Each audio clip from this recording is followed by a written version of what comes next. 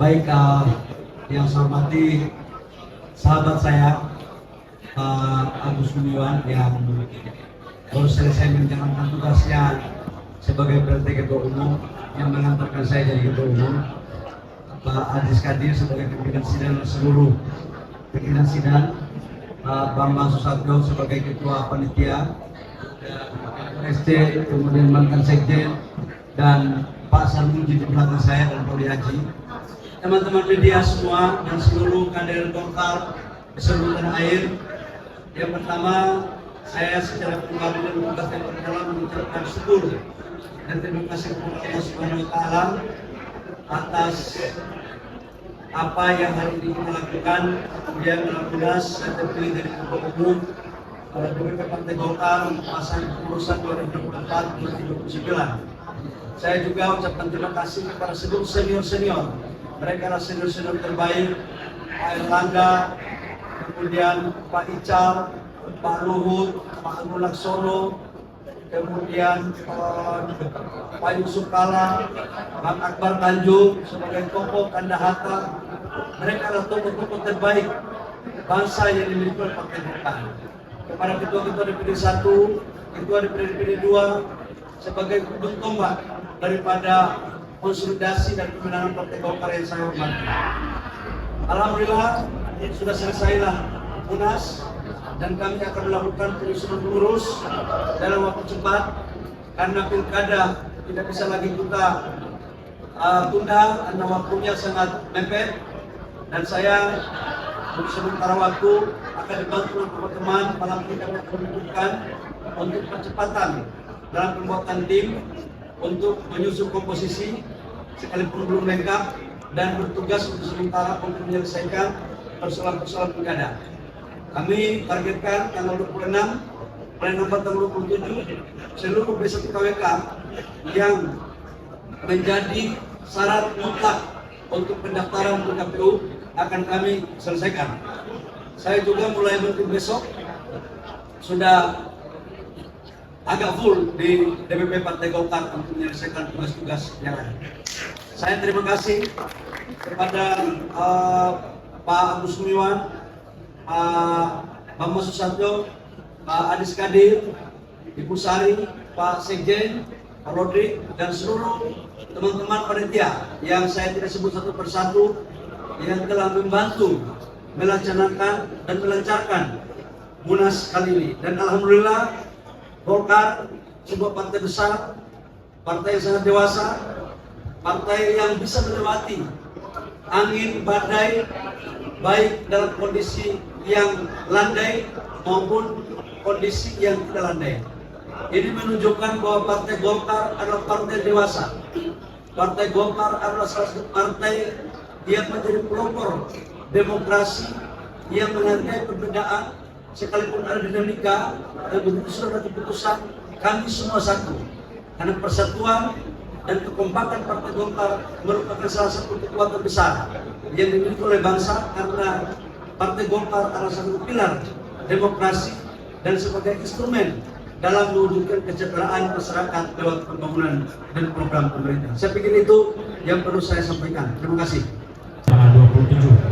Apakah Pak Bahlil akan merevisi rekomendasi yang sudah keluar atau hanya melanjutkan saja nanti yang belum? Itu yang pertama. Yang kedua, tadi dalam pidato Pak Bahlil sangat berapi-api bahwa Partai Golkar 2029 itu akan menjadi pemenang dari 2029 pada pemilu yang akan datang. Nah, itu langkah-langkahnya seperti apa tuh Pak? Saya ini kan juga kan kayaknya tinggal kapan lagi untuk bisa menggunakan PDIP di 2029. Sekian. Clip on.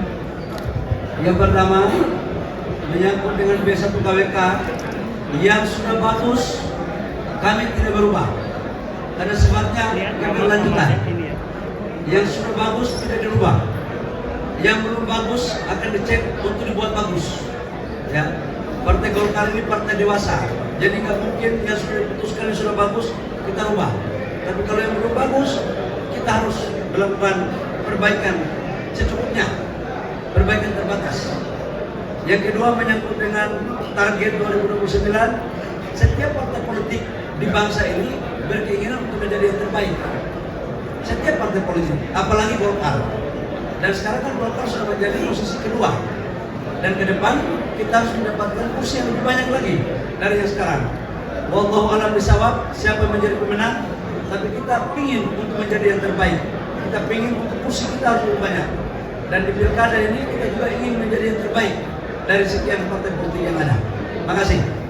Bapak menarik sekali Bapak menyebutkan soal karakter kompetisi yang berada di yang Bapak junjung gitu ya selama ini. Tapi di gelaran Munas ini Bapak terpilih secara aklamasi dan keterpilihan Bapak tidak lepas dari isu adanya intervensi kekuasaan di balik penyelenggaraan Munas ini Pak. Bagaimana yang pertama bagaimana Bapak menanggapi kabar tersebut? Terus yang kedua soal apakah usulan steering committee mengenai perubahan ADART yang salah satunya menghapus kewenangan Munas untuk memilih ketua dewan-dewan yang ada di Golkar itu disetujui dalam rapat-rapat komisi nanti, dan apakah memang penghapusan kewenangan Munas untuk memilih ketua dewan-dewan dan memindahkannya kepada formatur itu adalah untuk memuluskan niat Pak Jokowi untuk bergabung di Partai Golkar. Terima kasih Bapak. Yang pertama, Mbak, mazhab saya itu mazhab kompetisi. Saya sejak di OSIS kompetisi, kemudian di Senat, di HIPMI, di AMPI, semuanya. Nah, berkaitan dengan Golkar, ini kan ada pembukaan pendaftaran dan panitia membuka pendaftaran fair aja. Saya baru dicek, nggak pernah saya meminta untuk teman atau siapapun kompetitor yang suruh mundur, nggak ada. Saya ikut aja, tapi memang kali ini yang lolos verifikasi cuma saya oleh PSC. Dan yang daftar 2, bukan nggak ada, tapi yang karena syaratnya itu kan selain daripada 5 tahun kepengurusan DPP atau 3 di bawahnya, dia harus memiliki 30% dan total jumlah suara. Nah, saya sudah dapat waktu saya daftar 470 suara, 469 suara ya. 469 waktu saya daftar. Ya, tanyakan kepada DPD 2 dan DPD 1. Mereka mungkin karena kali ini calon ketua umumnya dari pengurus DPD 1, ya kapan lagi yang kira begitu ya. Jadi jangan selalu dianggap bahwa semua bisa didesain ke pemerintah. Gak benar itu. Ya, yang kedua, intervensi pemerintah, intervensi yang mana? Masa dulu calon-calon ketua umum Golkar yang sudah jadi dari Pak JK sampai Pak Erlangga, nggak ada itu istilah itu. Apakah karena kebetulan saya jadi menteri kemudian dibilang intervensi? Nggak ada yang intervensi. Ya, jadi nggak ada. Saya ingin mengatakan, menegaskan, nggak ada. Silakan aja di kompetisi. Saya juga lebih senang sebenarnya kompetisi. Tapi kalau nggak ada, ya mau apa lagi? Gitu. Ini juga bagian dari demokrasi. Bukan berarti saya dipilih secara aklamasi itu kemudian tidak demokrasi. Demokrasi juga, Bang. Ya. Yang berikut, kalau benar ada intervensi dari pemerintah, nggak ada itu. Saya nggak pernah diintervensi dari DPD juga, nggak pernah ditelepon. Siapa yang menelpon mereka? Kalau saya nelpon dia, yang namanya saya cari suara, gimana gue nggak nelpon? Masa saya menteri nelpon cari suara dibilang intervensi dari atasan saya, kan nggak ada urusan, ya, bayar. Yang berikut menyambut dengan dewan. Jadi gini, tujuan Munas itu ada 3 keputusan di dalam mekanisme anggaran dasar kita sebenarnya. Pertama itu memilih ketua umum dan formatur. Yang kedua itu mengisahkan program kerja dan rekomendasi. Yang ketiga itu adalah anggaran dasar anggaran rumah tangga. Pemilihan ketua dewan pertimbangan, dewan kehormatan, dewan-dewan itu sebenarnya tidak ada dalam agenda Munas.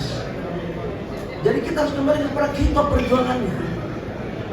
Justru menurut saya malah saya bertanya, dasar itu ada itu apa? Waktu itu saya berdiskusi sama SC. Kapan itu Pak? Oh, saya 4-5 hari lalu sudah berdiskusi sama SC. Saya kan sebagai kader yang berproses, kita ini bukan kader kacang goreng. Saya ini tahu ikut merumuskan juga barang ini. Saya kan waktu musda, kemudian di tingkat 1, tingkat 2 kan saya dari pemilih. Jadi saya setuju sama sekali Pak Adis. Coba buka landasannya, apa penentuannya Dewan Pembina, Dewan Kehormatan. Yang dipilih itu ketua umum. Gitu. Jadi ini kita kembali kepada kita perjuangannya, nggak ada yang salah ya, Mbak ya. Dan itu biasa aja kalau dinamika. Jadi nggak ada sampai dikait-kaitkan bahwa ini nanti siapapun, mau Raja Sumatera, Raja Papua, Raja Jawa, Raja Bali, nggak ada itu ya, Pak ya. Bang Dina, apakah nantinya akan dipertimbangkan Pak Jokowi untuk menjadi Ketua Dewan Pembina Partai Golkar? Nah yang kedua, ini kan setelah putusan MK, ini menjadi tantangan pertama Pak Bahlil sebagai Ketua Umum. Ini kan nanti peta politik kemungkinan akan berubah, banyak yang berubah di daerah-daerah, terutama di DKI. Bagaimana cara Pak Bahlil untuk mengatasi putusan MK ini ke depannya dan membuat Kim ini tetap solid gitu Pak? Terima kasih. Ya pertama, teman-teman, kita ini berpikir yang positif. Jangan selalu negatif terus. Makanya bangsa ini gak maju gara-gara bukan bangsa ini terlambat maju itu gara-gara pikiran kita terlalu negatif duluan. Jadi nggak ada sampai urusan Pak Presiden Jokowi mau jadi Ketua Dewan Pembina itu sampai dengan hari ini nggak ada. Ya, saya berdiskusi kok nggak ada. Jadi nggak benar itu pikiran itu. Tapi kita nggak boleh melarang orang berasumsi. Negara kita kan demokrasi. Ya mudah-mudahan aja orang itu kalau doanya diijabah oleh Allah, jangan marah saya loh. Ya. Kan bukan kita yang mau, tapi kalau kalian doa begitu terus, doanya diijabah oleh Allah. Kalau jadi, paten marah itu kan. Nah, jadi nggak ada itu ya, Pak ya. Yang kedua menyangkut dengan urusan pilkada, ya saya kan baru terpilih jadi ketua umum. Keputusan MK pun belum saya baca. Tapi saya yakinkan bahwa koalisi Indonesia Maju solid dan namanya politik itu dinamis, ya dinamis. Politik itu bukan satu dua. Nanti kita lihat satu dua hari ke depan. Habis ini saya akan ketemu sama ketua fraksi, kemudian saya ingin cek apa yang terjadi pada keputusan MK. Setelah itu malam baru saya merumuskan dengan beberapa teman-teman langkah-langkah tentang Partai Golkar dalam pengadaan pilkada. Oh ya.